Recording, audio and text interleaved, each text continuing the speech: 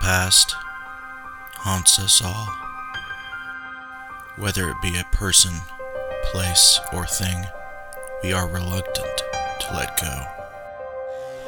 We call to the dead out of desperation and intrigue, searching for answers about what lies behind the shadows.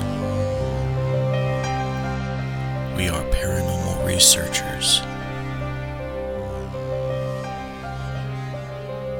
We are Necromancers.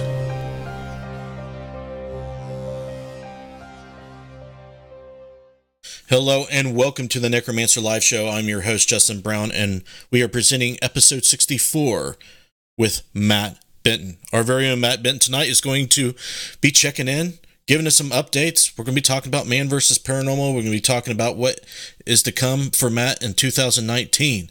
It's going to be cool. So what we're going to do, we're going to hop on over to the guys, and we're going to say what's up to Derek Schreiner.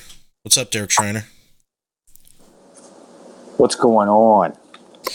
We're going to have Missy here in a few minutes when she gets back, but Derek's going to be watching both YouTube and Facebook chat until she gets back. If you guys have any questions and we missed them, please be patient. Write them all in caps if you have to. But me and Derek's going to be doing our best to keep tabs on that. So, oh yeah, here we go. So Matt is, of course, going through some life changes. He is in California. He's been in California for a while. He is trying to get Man vs. Paranormal done. He has recently transitioned from Paranormal Research Unit over into Interface Death. His plans are to come back in 2019 in the first quarter after he gets Man vs. Paranormal done. Hopefully that lines up for us. So without further ado, we're going to have Matt come on over and let us know what's happening, Matt. What's going on? Not much. Just life out here, and here's the thing. Ever since I've been back, I've been feeling like I've been away from the paranormal and it kind of sucks. That's what it feels like. It's a lot different out there, right? Well, I kind of know the lifestyle, but still, getting investigations out here is very different, and it's a bit harder to get most of the times because it's like cities that own the locations, the historical locations, et cetera, et cetera. So it's a little bit different. Yeah, when I was out there, it was completely different. It was like I was on another planet. Yeah, you get that feeling. And it's very, very active lifestyle. Like, ever since I've been back here. Like, I remember in Indiana, I've been bored many days. But out here, I'm doing shit all the time. Lots of time for editing and evidence review, right? Yeah, that's why I was doing a lot more out there. So, what do you want to talk about? Do you want to talk about, Man vs. Paranormal first? Do you want to talk about what's been going on recently with you? How do you want to start this off?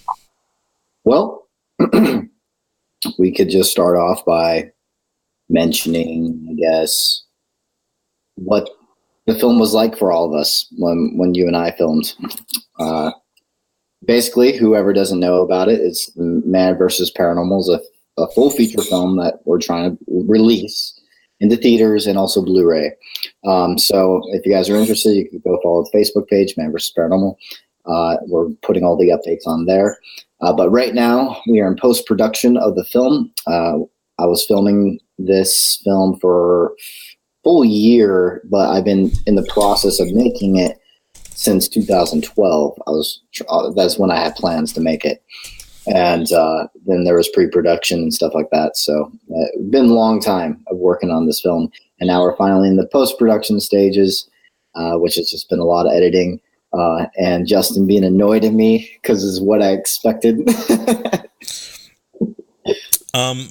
Matt, this endeavor to make a film has been something like, for lack of a better way to explain it, a learning experience for you. You've watched a lot of behind the scenes and the makings of, but to actually do it is a lot different. Why don't you kind of elaborate on how that was, what you've learned, what you thought was going to happen, but didn't, kind of explain that a little bit, the process. How would you kind of elaborate? Audio. Okay, muted. I was wanting to see the comments if anything came up. So elaborate on, it was a learning curve, because let's just say doing a film is a whole lot different than shooting an episode, because you need to be more thorough in your B-roll. You need to be more thorough in the history and storytelling. It's going to be a lot more in depth than a episode is, because an episode, you just put in the history of the location, show what you captured, and that's about it. Sometimes you could go more complex, but there's not that much going on in an episode. You don't actually get to know me at all in the episodes. You just kind of learn who I am, and just by my personality, I guess. That's about it. But this one, I'm going to go more in depth, because in a film, you go in depth with the character. And this idea of being completely isolated is something I kind of wanted to do as an experiment in the paranormal field, because I haven't heard of it being done at the time. Now it's been done a little bit, but not very often. And it's cool to have more people doing this, because I want to see what other people's results are. And there's people with different personality types. Me, I'm more, when I'm investigating at least, I'm more of a serious type, and don't really have a lack of fear when it comes to the paranormal. So you're going to probably get different results compared to someone that has, let's say, that has more fear into the paranormal. Let's go with J.P. Doyle, for example. He's a good friend of mine. He actually thought of a similar idea, except Man vs. Paranormal is its own thing still, because it's more, it's darker. It's more about the psychological effects of it. It's not really just paranormal. And so it's still different than what JP did and everything like that. So it's still going to be interesting. And also, like I said, different person, different experiment, different results, I should say, not different experiment. But it was pretty cool experience for me. JP Doyle, he fears this stuff a little bit more. He's even told me that. And so he is probably going to get different results. And for me, I had more of a connection at one point of the film with the entity, or maybe it was me that did it. I don't know. But as you can see in the trailer, a door moves on commands. And I'm not going to tell any details about the door. You're going to have to watch the film. But just based off of the trailer, that's what you see. And I found that part very interesting. And I'm wondering if I would have captured something like that if I wasn't alone and had people. That's something to think about. I don't know. But the psychological effect is what I'm trying to focus on this field, on this movie. And you guys get to feel it with me and know a little bit more about me too as a person. Yeah, was really interesting to me. When me and you were talking about collaborating on the film, I was throwing ideas out there, and some of the things I suggested you really liked, and you kind of, took it and made it your own, especially with the isolation part. This film is more like a documentary, but it has tones of an art film. Why don't you kind of focus in on the difference, compared to other people, what other people are used to seeing in the paranormal genre? The thing with the paranormal genre, most people are just about, let's show the evidence or the history. This genre, I want it to be cinematically artsy, and artsy films usually don't get a good rep when it comes to the critics, I would say. But for me personally, I think beyond, I want it to be more than just a normal, here's a paranormal show. I don't like that. Actually, originally that's what I was going for, but then I changed my mind. And I wanted to do something more complex to push myself, because I've done episodes in the past. I didn't want to do the same thing, and I wanted to make some new things, something different.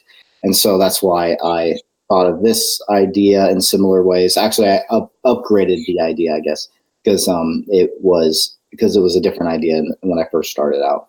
And after updated, I guess. But but yeah, so it was an art film is something that I get to show more cinematography, more of my artistic side, getting really deep in my head is what I'm trying to do for you people, is get into my dark side. And I kind of like it. It's something I get to express to you guys differently than people see for me usually, because usually I'm not that type of person. And, well, I have dark humor, but I'm not not a very negative person. Justin's known me for a long time, so you could. Yeah, I think since I have been, lucky enough to help you with this project and the editing and screenplay process, I would like to see the film kind of go away from the jump scare tactic, kind of go away from the cookie cutter stuff that people are used to seeing, go more ambient, let scenes play out maybe a little bit longer, choose an editing style and a flow that's very creative, like you mentioned. It kind of goes into a more personal level. Usually you're seeing a team and they're interacting like, hey, bro, did you hear that? No, I didn't. Whoa. It's not like that. It's kind of like, you in your own little partitioned paranormal, prison lockdown situation. So I'm hoping that's conveyed, and I hope that's what it turns out to be in people like that. Or I'm liking how it's looking a lot. It's feeling how I wanted it, and it's flowing pretty well so far, I think. So Justin's a part of the editing. So what do you think about it so far? What do you think is different about it so far? Our two different styles, I think, mesh together. I think we're able to see where we're coming from, take each other's feedback and input and incorporate it seamlessly in the film. And I think that's rare. And if you have that, you're going to get an end product that is not only original, it's just refreshing. It's different. It's like, wow, interesting. This is really cool. You want it to be, what's the word I'm looking for? You want it to be a standalone piece, like art films usually are. So hopefully it ends up turning out like that. I think once the screenplay starts rolling and falling into place, right now you just got a new full-time job. So now we have to change the workflow. Now you're going, we had to change who's going to be editing what sequences and what I'm going to be doing. It's very difficult to edit a film. Like, real quick before we shift gears, talk about the difficulty in developing a workflow and getting shit done when you have to work and juggle everything else. Oh yeah, it's very time consuming. People that don't know editing don't understand how time consuming editing is. It's so meticulous, especially with me. It's so meticulous. You go through the audio, for example, you want in this specific way. Audio design is very important in my filmmaking, to where I want it to sound right and give you the feels, give you the chills, and sometimes just display the emotion of what you're trying to go for. And nothing corny. I hate corniness in any editing. Things that would make me cringe. I was like, old sound effects from the 80s or something like that. Some weird Halloween sounds or something like that. No, that's not what I want. I want to make it flow into something darker, something that, that is right, feels right to me at least. And that's what I'm trying to convey. And then Justin also has a similar, he could see my vision pretty well. So that's why it works pretty well, I believe, too. And also he comes up with ideas, and then I come up with ideas, so it comes together pretty well. This is pretty cool because next year, in 2019, we're already planning out a second film, and this time Justin and I are directing together. So we're going to have a screenplay of everything beforehand. We're going to have it more planned out, is what we're going to do. I can't go into details about it, but it's going to be interesting having that experience with Justin, because we're working together in post-production, and we did work together for some of the cinematography and everything, which is really cool. But now it's going to be a little bit different, because directing a film together is going to be pretty cool, I think. Yeah. Here, after we do some shout outs and see if we have any questions, we'll talk about each location, how they're different, and the kind of like the overall shooting experience. So I don't want to get into what you experienced, of course, during the investigation. Derek, do you want to do some shout outs? There's only 21 viewers right now, so it shouldn't be too bad. Yes, it's not too bad. I'll start with YouTube. Let me go to the top. We got Truth Paranormal, Raw Uncut Paranormal, myself, Interface Death is listed, Val W, Vicky B, which I've never seen her. Daddy Paranormal is on. Cryptid Phantom is on. And Josh is on. I'm pretty sure it's pronounced Eric Weiss is on. And then Paul Welch just jumped on a few minutes ago. Keepers of the Second is on. And I think that's it for YouTube. So now Facebook. Keepers of the Second. That's interesting. Yeah, that's a new one. They just jumped on. I don't think they had a question. I think they had a couple comments that were kind of interesting. Heather Elliott's on Facebook. Missy's watching from the car. Bill Davis. Let's see. Becky Compton, Sandy Griffin. I'm scrolling pretty fast. I don't want to miss anybody. Christy's watching. Danny Zatola is watching. And I'm thinking that may be it. Yep, that's it for Facebook. Now, where do you want me to start with questions? Anywhere YouTube you or would Facebook? like. Anywhere you would Okay. like. Let's see. I know I've got one or two here on YouTube. I got to scroll up to find them. You're doing both? You're juggling both right now? Yep. Okay. Missy's picking up Casey. Oh, okay. Yeah. Just so Matt knows, I do believe that it was Cryptid Phantom said as soon as they jumped on, he reminds me of Zach. Oh my God. Just throwing that Did out he there. really? Did he really say that? Yes. Okay, here Eric Weiss asked, how do you define completely isolated? No outside contact whatsoever, or just alone and with a cell phone and you can come and go as you please? First location, Monroe House. I gave up my cell phone and I gave up my car keys. And I stayed in the building the whole time. Except for when I needed to go pee. That was the only time I exited. Because there was no restroom at the time. So, yeah. That was the only time I exited, and then I go back in. And I did not hang out outside at all. I just did that and then go back in. And that was it. For Monroe House, let's just say what the experience of isolation is like to me. To me, I don't like it because I'm the type of person that likes to talk. I'm the type of person that likes to keep my mind going, and a lack of brain stimuli messes with me, I would say. I don't like that. It's not a good feeling to me. I'm not comfortable with it, and it's part of the reason why I did this is because I like to do things that's out of my comfortable zone. I keep pushing myself to do something, challenge myself for me to understand who I am and understand my limits, and I kind of enjoy it, and I keep finding new ideas to keep pushing myself. Like for the next film. Anything else? I'm going to jump over to the Facebook feed. I got to find it again. Heather had a question. I think she had one before this, but it seems to be gone. Were you surprised at how the isolation affected you at all? Was it what you expected? No, it wasn't what I expected.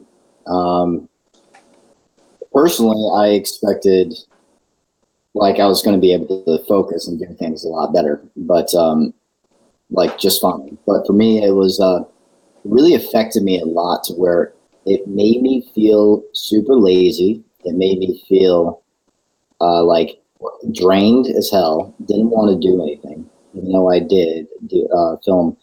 I filmed Monroe and I filmed Higginsport, okay, but I didn't do too well at House of Rose for some there were some distractions too. But there was like there was just something about it. It was that I didn't like, because I'm not like that with the team at all. I'm actually the opposite of that, and I do very well with the team. Like it, because I don't know what happened to me, but it did affect me differently, and I think that's how it affected me personally. I know some, but I don't know. But the stuff that was captured was pretty awesome. Let's just say that much. And when it came to certain pieces of evidence, I do feel like it helped me alone for certain parts. So I thought that was interesting. Cool. Now, Truth Paranormal, which I'm pretty sure is Joe Vitale, ain't it? Yes. Mm-hmm, yeah. Okay, he did say, I can help you with time management, Matt. Don't call me and talk to me for hours on end. First off, when I call him for hours, it's usually when I'm in the going somewhere, like in the car, or don't have a computer on me. So I do the phone call thing. Oh, exactly. Right now, I don't have a computer, except for I'm borrowing someone else's right now.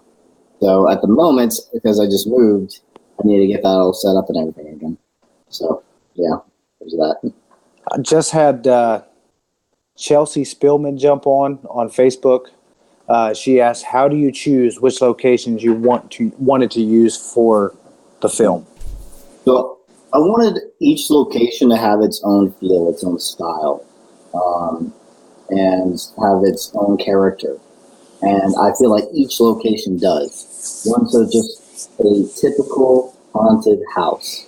Someone that's, when you think of a haunted house, this is what it's like. And then you have a Higgins Sports School, which actually wasn't initially my first choice. It actually just came to that location at last second, because I had another location, which was Madison Seminary. But there's some production issues by scheduling. There's Solomon didn't put it in the books to where I had 4 days. There was only 3 days, so that cut my production 1 day lower. I did not want that, so I decided to go for Higginsport, which was mentioned to me, and I was interested in the building. The building looked like a great place to film. It had its own character I was looking for. It had its own. It's completely different than the other buildings I was heading to. So I decided, let's just do Higginsport, and then I'll get the 4 days I wanted. So it was a last second thing. So. Then there was House of Wills. I wanted for the finale because of how dark that location, the stories behind it. I've heard from Daryl and multiple other people that keep telling me how dark that location is. Even Adam Kimmel thought it would be crazy for me to do that because of the dangers of the people around there. So that, and even Daryl said the same thing. Pretty much everyone actually that's been in the House of Wills has said something pretty similar about the dangers of just the physical people of the dangers of going in there. But like I said, I like to push myself, so I did it anyway. Yeah, just doing the cinematography you hired me for at House of Wills, it did not feel safe at all. You're constantly going like this. You're just waiting for somebody to come up and, scream Satanist at you, because why don't you go a little bit into the outcry and the drama that was going on in the community at the time of the shooting at House of Wills? I think that's a little interesting. Yeah, it was interesting because at the time we were filming, there was a lot of media happening with the news channels and also with the community in general, thinking that this building being satanic and everything is affecting the crime rate there and et cetera, which I don't believe. It's the people. Sorry. So it was just causing all this controversy of religion and beliefs being involved with the community, apparently. And people didn't like Eric Freeman for those reasons and thought it was like bad for the community or something like that. So it was interesting. We had some things that happened while I was there filming. This was actually after Justin left and everything. I don't think I should go into, though. I think that should be for the film. But so there was some drama that happened while we were shooting too. Yeah, that's probably as much as I should say. Yeah, so pretty much Eric Freeman was not shy or secretive about his beliefs on social media, and I think that is, what kind of caused some problems, because not a whole lot of people would have seen that aspect of his beliefs. So there was actually news coverage that people can look up, and that we're going to actually incorporate in a film, which I think is actually cool to incorporate that. No, I can't remember. Did we save the video? I thought we found it and everything. Did we save it? I don't remember where we saved it. So yeah. I'll talk about this later. I'm pretty sure that we downloaded something from YouTube, because we can't download something from like a third-party website outside of that. I thought we used this site. Oh, this is all, we're talking post-production stuff. Sorry. Let's get back to this, but there's some, I have to ask about that, because I don't remember if we downloaded or not, because I think we downloaded specifically this one program for it. And I don't know if it worked or not. I can't remember. Yeah, but it'll be in the film one shape, one form or another. So, any other questions from the Peanut Gallery before we move on? I have none from Facebook. None from Facebook. Well, hello. Hi, Matt. We have someone, you never introduced her yet. So there we go. If you don't know who Missy Vastine is, she is New to the show. second half of Derek Schreiner and company.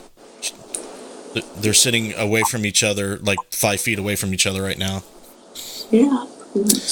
Exactly. I had to go get Casey and I can't parallel park, so it took me a little while. Just to let you guys know that the automatic switching from the voice activation on Google Hangouts may not work right, because you're sitting next to each other. So if one person can mute while the other one is talking, that would probably help fix it. Mute yourself. There you go. How's that? All right. Okay. YouTube. Is there any questions, interesting comments for Matt on YouTube? Negative. Well, we had one question, and it was Val W. She asked where House of Wills was. She thought she missed it, and me and Josh both answered that question at the same time. Cleveland, Ohio. And one of the most dangerous cities in America. Yeah, it's Cleveland's pretty rough. There's a lot of cities that are rough, but in the area that we were at was especially bad.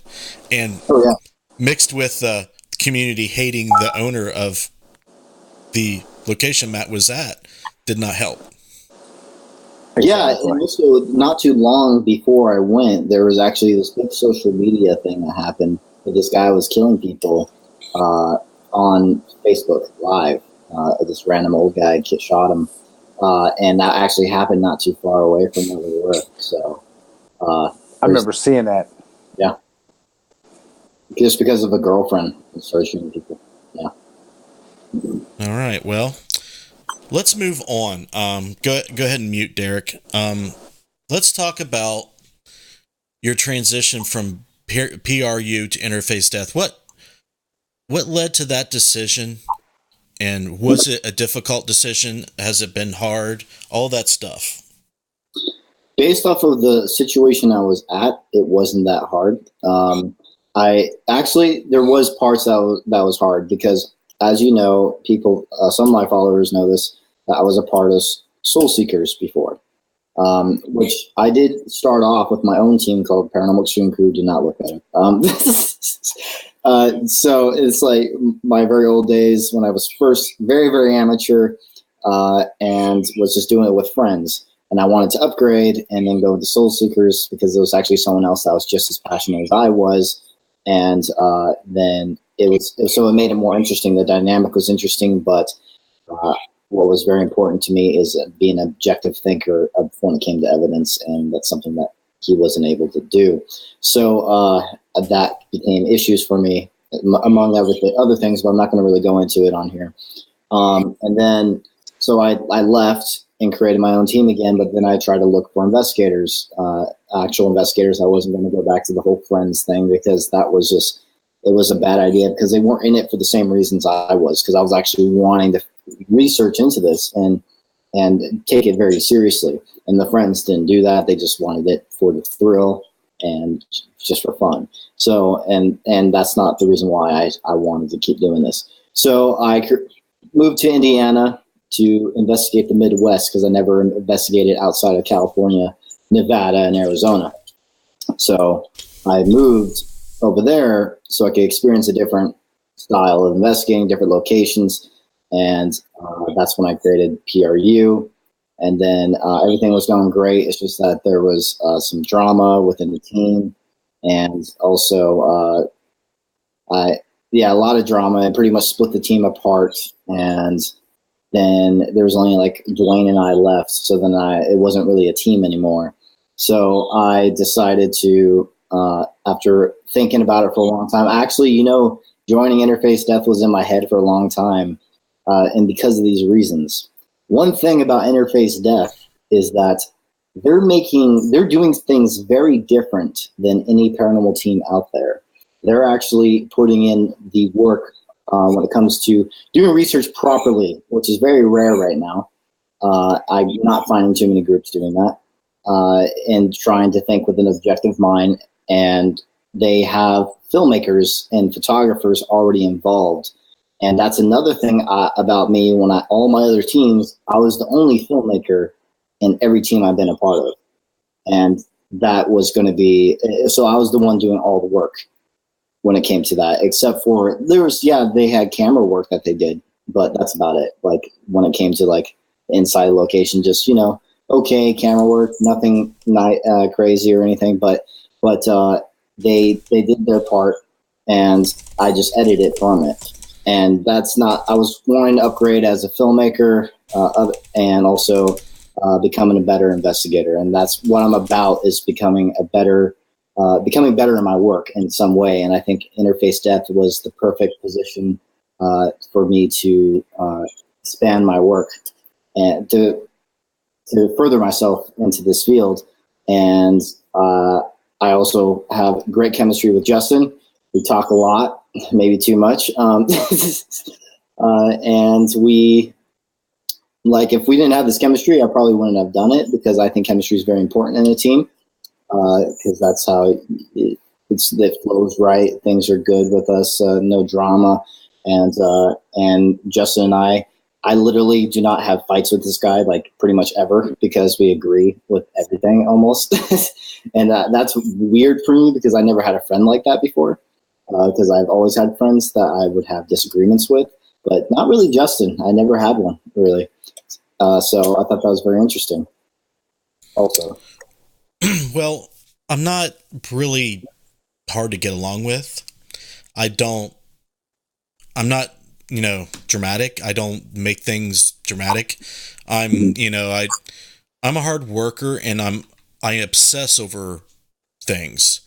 So if you find somebody that shares a similar obsession, then that's good. If they don't, then that could cause some issues if you're not careful. But I think we were obsessing over the same things. That's how we vibrate very similarly. Yeah.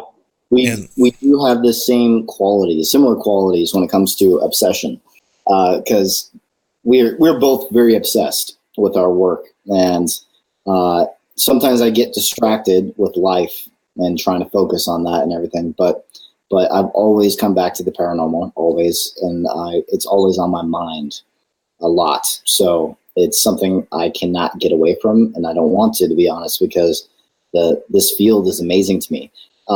The reason why I love it so much is because you're going to get never ending, more questions, more theories, more to discover, and it doesn't end. So keeps my brain stimuli just where I want it at all times.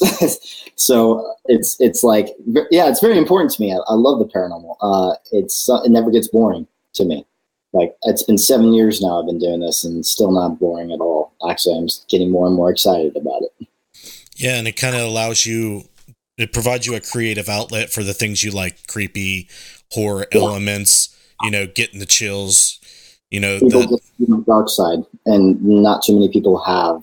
Actually, and when I was younger, I was more of a pushover, and always did things for people. Always was the nice guy, and I didn't really. No one would think of me having a dark side, really, to be honest. But this work is in what's in my head, and I kind of express it in this Man vs. Paranormal film a little bit. So I kind of like it. It's fun expressing another side of me that most people don't know about. Yeah, that's super cool. And, just to add to that, we're glad to have you on the team. We can't wait for you to get over here. Anytime we can add, someone, with a ethic like yours that has the skill to do the photography and video production that we need and be a good investigator, they're willing to, evolve and get better each and every day they go out there, and that's what we're looking for. So once Matt gets over here, it's going to be lit, as Alex would say. Alex is in the chat, by the way, if you didn't notice. What's up, Alex? I'm actually going on his show later, some other time. So yeah. So, all right. I did see that we had a few questions. I know Val had one. Let's get back to some of the questions. okay. Okay, I'm unmuted. I'm going to scroll back up here and find Val's question. She had one here. Personal inquiry. How does one go about joining a paranormal investigation group that's local? And then they got to discussing it in the chat. I have the perfect answer for this. First off, let's say this.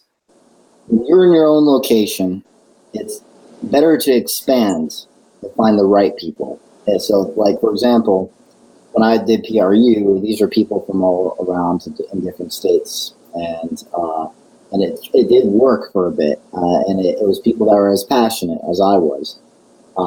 Minus the drama that happened later, but it worked. And finding people from farther locations that are willing to put in the work and drive and pay for locations and pay for equipment, etc., like that. I think it's important to search around and search for people that are in it like for the same reasons you are. And if you did local, like I did when I first started, it didn't turn out that way, and I never could find that really when it was local. And so that's how I first started. I learned that experience, and then I went to another team that was very passionate, and then I made my own just because I wanted a different route of how I with my thought process and how the paranormal investigation should be. And then now I joined Interface Death, and by the way, Interface Death, I believe we're all in it for very similar reasons, and we also all understand the objective thinking part of it, which I think is very important. And that's one of the biggest things about a team that I want to be a part of, is something that has those qualities. And if we have similar goals, I think with also multiple people with different talents, it's going to make something very interesting and pretty amazing. Right on. Go ahead and mute Derek if you're done with the questions. Yeah, there's no more questions. All right, yeah, because your mic is super sensitive. I can hear the room noise really loud. I have one. I seen. Sandy wants to know if the film is going to be on TV or the movies. It will be in select theaters, and also it will be released on Blu-ray. Don't want to pick it up for a TV show, sure, but yeah, as of right now, no TV show. I want to try and put it on Netflix too, maybe. So maybe down the line, if it's people like it enough. So Was that it for Facebook? Well, Christy said you come in over here, huh? Yes. And that was it. That was all I had. Matt says he's coming over. That means he's coming over, isn't that right? Yeah. It's hard, isn't it? It's hard to leave your home. It's hard to have to choose, this passion and dream you have for other things that are going on in your life. I mean, do you want to talk There's about that a little bit?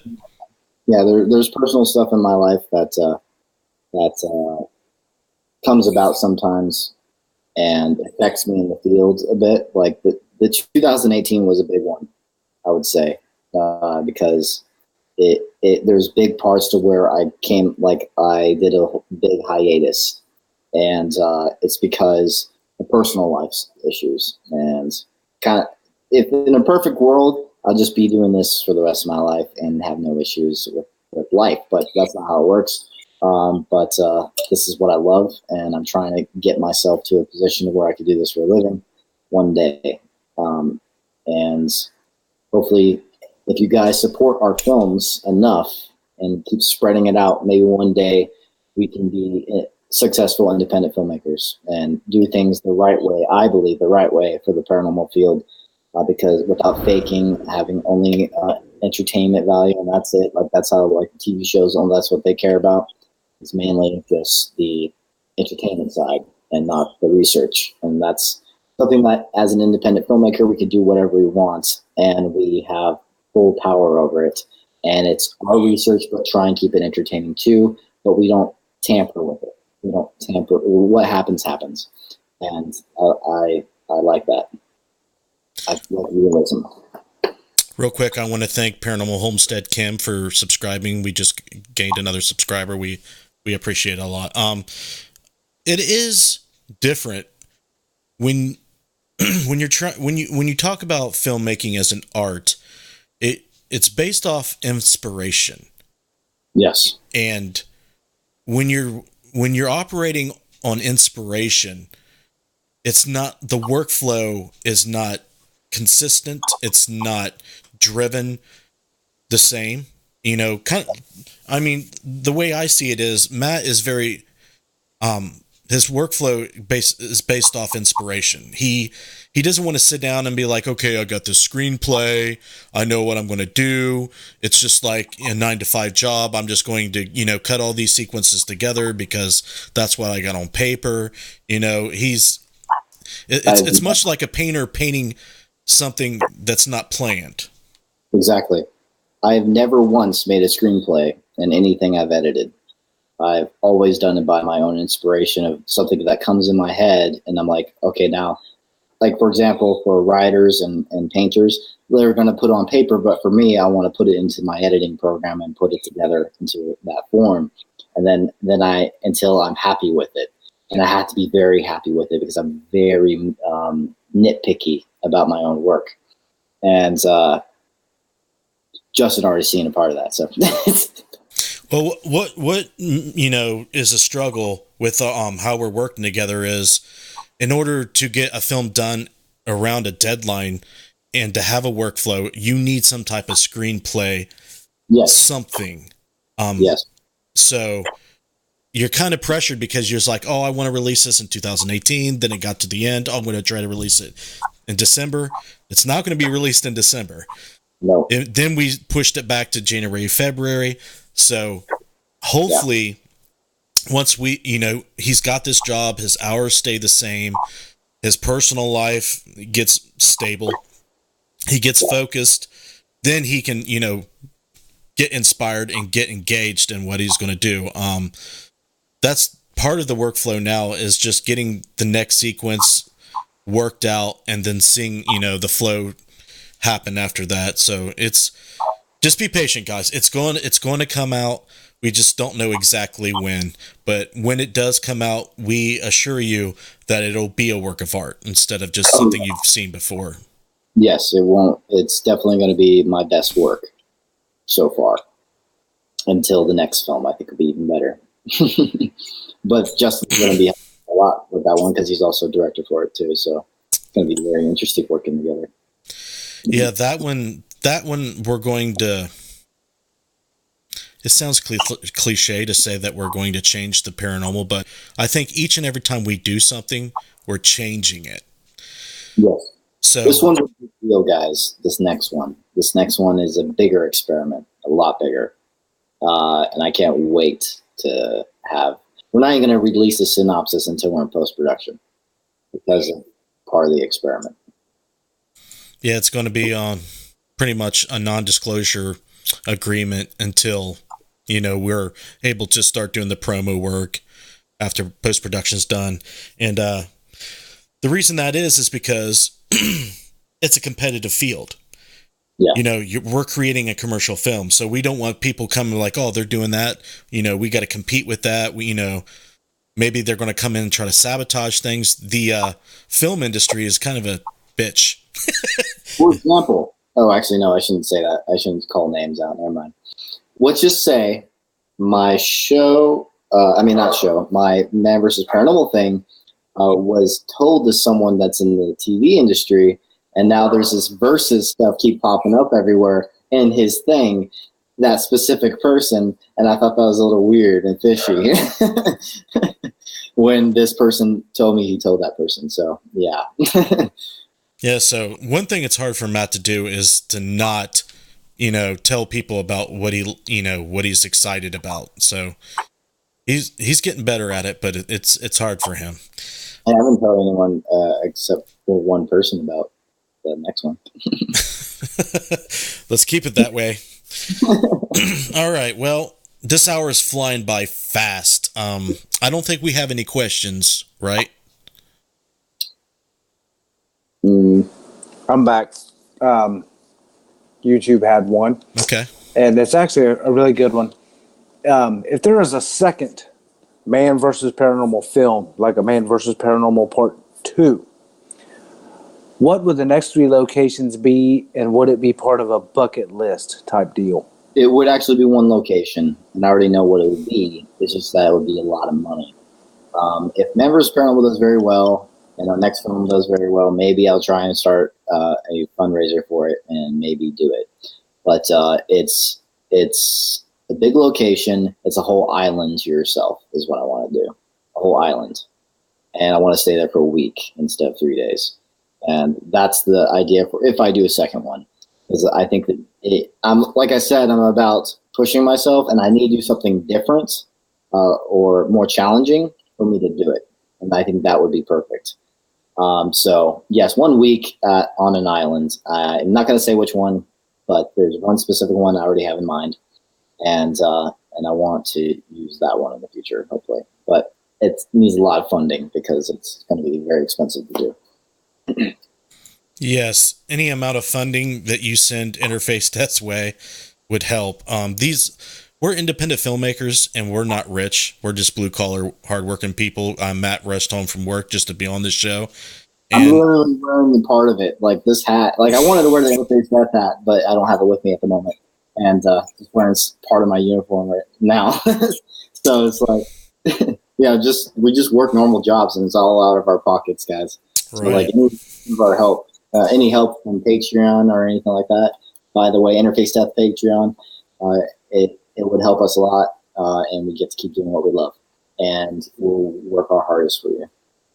Yeah, for the next film that's going to be coming, being filmed in the first quarter, maybe even into the half of the second quarter of 2019, we're going to need a lot of help from our supporters and followers. The indie film industry is tough, and we have to compromise a lot of, production quality in a lot of areas. But I think for Man vs. Paranormal and all the stuff Interface Death put together, it's pretty good for what we can afford.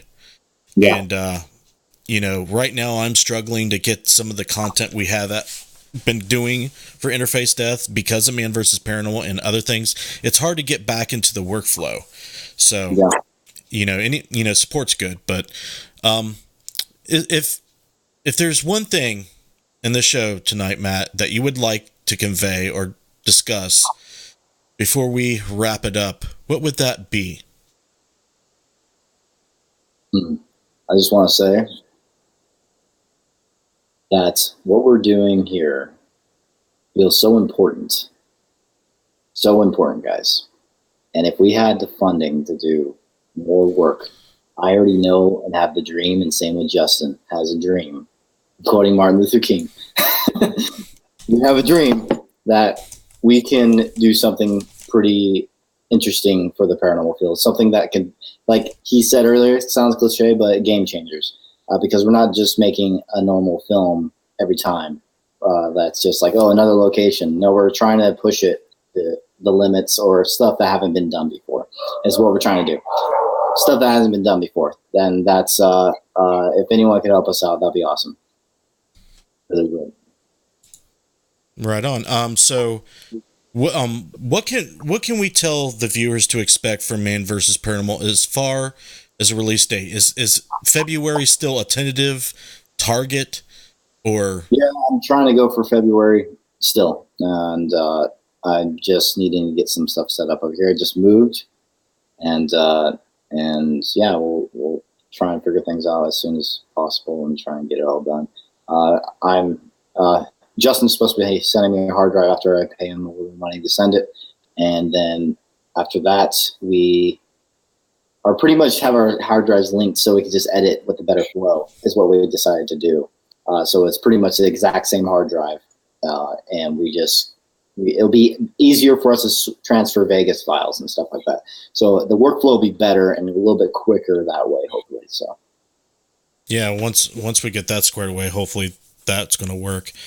Man, I mean, it's going to be it's going to be such a challenge, but I think it'll be worth it in the end. I've heard a lot of people on Facebook and social media, they're kind of tired of what people see in the pulp culture on TV shows and stuff when it comes to paranormal investigation. When people are watching those shows, there's kind of an expectation. It feels like an artificial expectation to produce evidence of the paranormal. What I think that we need to convey to our, fan base is telling a story and providing great cinematography and, just structured storytelling is going to be at the core of what we do. Actual stuff that we cannot explain after we rigorously, put it through peer review. Where did that voice come from? Was that bang a ghost? We're going to throw out all the false positive machines that are typically used. At the end of the day, we're not going to get a whole lot. And Man vs. Paranormal, I think, reflects that. So when we also capture some cool things. So. Yeah, there is cool things in there, but it's like I said, it's not going to be like every 5 seconds there's some blinky light thing going off. Yeah, that's very true, especially when you're alone. It's mind-numbing. Yes. I don't want to do it again, guys. I want to say this. From after Man vs. Paranormal, I don't want to do it again, but if I had the right amount of funding, I would do it again. And the reason why is because it was so boring. Mind-numbing, but stuff did happen. But here's the thing. We have entertainment. We have phones. We have people to talk to during the investigation. We have entertainment to keep our minds occupied. But when you get rid of that, get rid of the phone, get rid of the people, it's like if someone's been to prison, they probably know how it feels. It's not fun. No, I don't like it. It doesn't feel me. We always make jokes about the movie being called Man vs. Bored as Fuck. Man vs. Boredom. New title. But no, there is stuff that happens, guys. So yes, it's still going to be interesting. Like I said, we are filmmakers, so we're going to make it as entertaining as possible. But I'm just saying the reality is that a big part of what I dealt with was just mind-numbing boredness. Yeah. Right way to put it. Right. Anything from the Peanut Gallery before we wrap this up? Sandy had a comment that I wanted to read to Matt.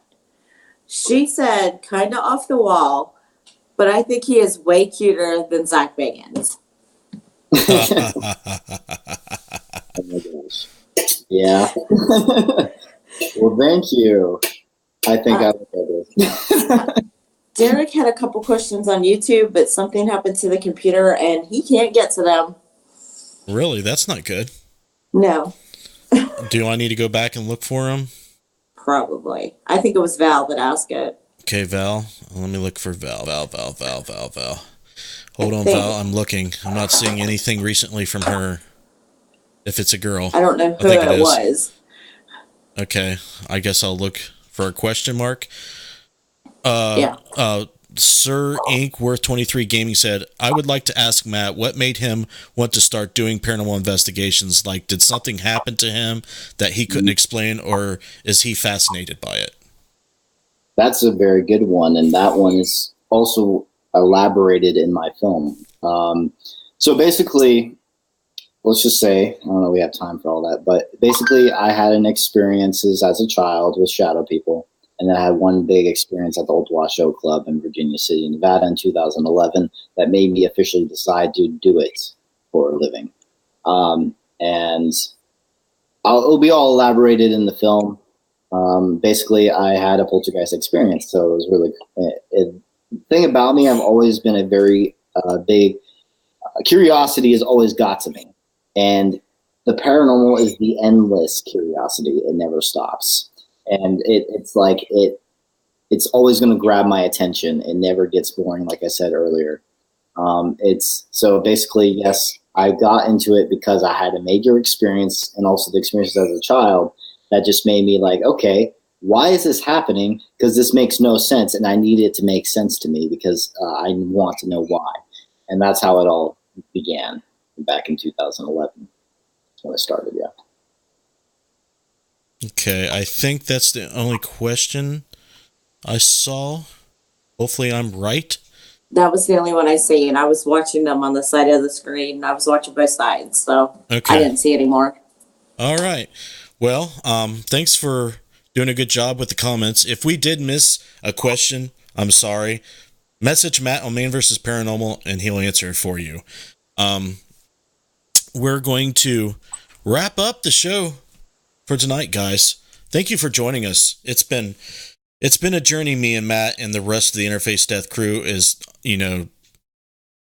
done. It's an up and down roller coaster, but it's a fun one. So all the support that we get on the show, all the, financial support we get from Patreon, it's super important and super appreciated. So make no mistake, you guys are making a difference. You are helping us each and every week by doing that. Real quick, we'll go over to the social screen. If you're new, I know we had a couple new folks on the stream. Pay attention to www.interfacedeath.net. That is the hub of everything we do online. You can get to all of our social media platforms. You can see all of our videos.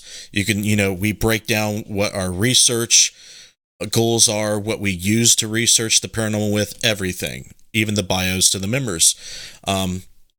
You can check out patreon.com/support Interface Death. We'll elaborate on in a second.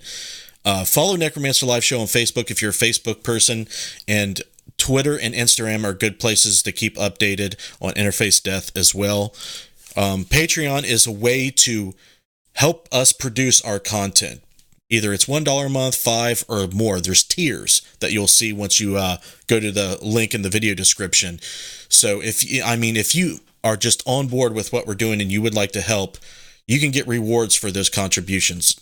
Exclusive content, deals on our merchandise, all kinds of stuff. So please check that out. The names you see on the screen are, very important to us because without their help, this content would not exist in the form that it does. Clay Borman, R.J. Murphy, Danette Goldtrip, Jessica Bias, Scotty Fox, Sherry Brett, Bill Davis, and Joe Vitale. Thank you very much. Each and every week we shout these out. If you if you want to be shouted out just like this, you know what to do.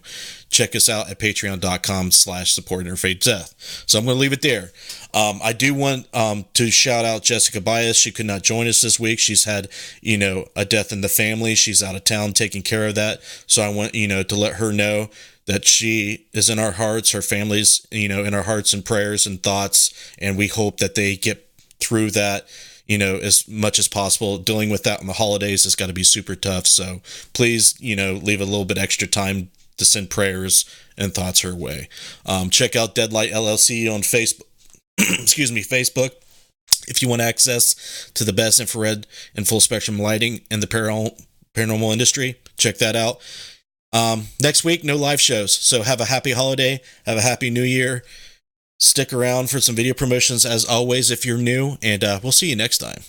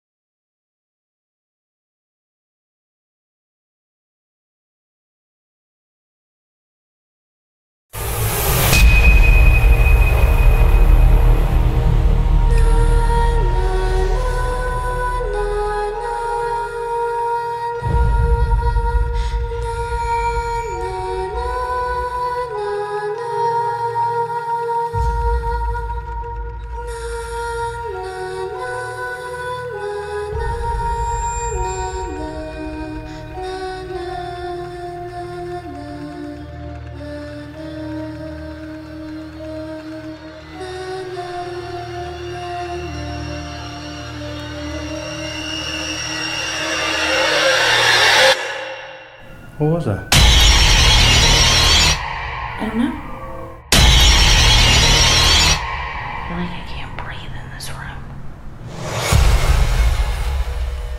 Generally, Justin, when you guys investigate, do you just take long pauses and wait to see if you hear things and observe everything that's going on?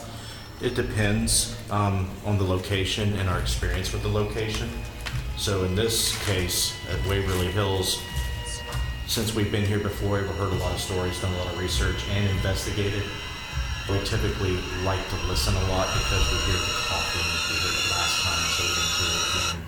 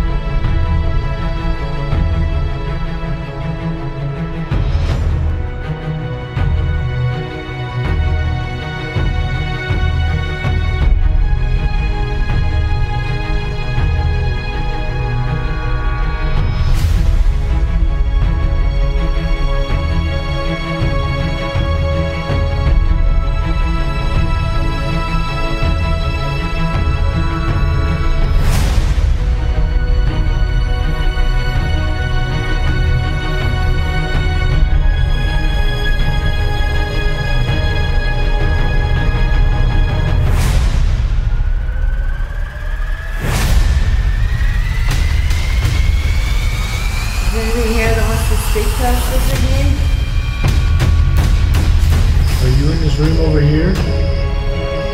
What the fuck, dude?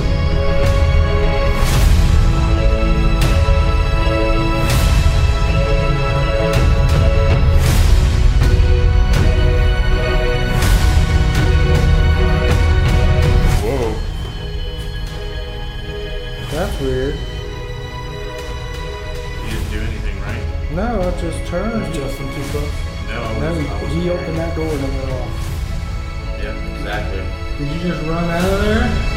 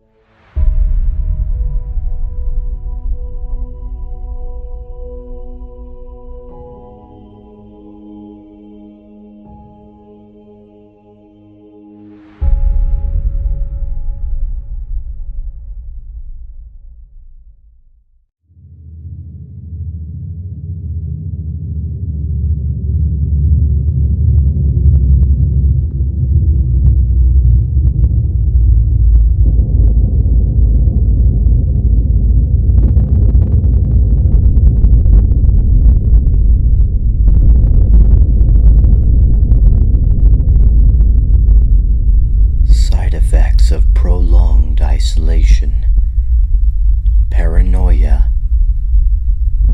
depression, helplessness, brain stimuli decreases.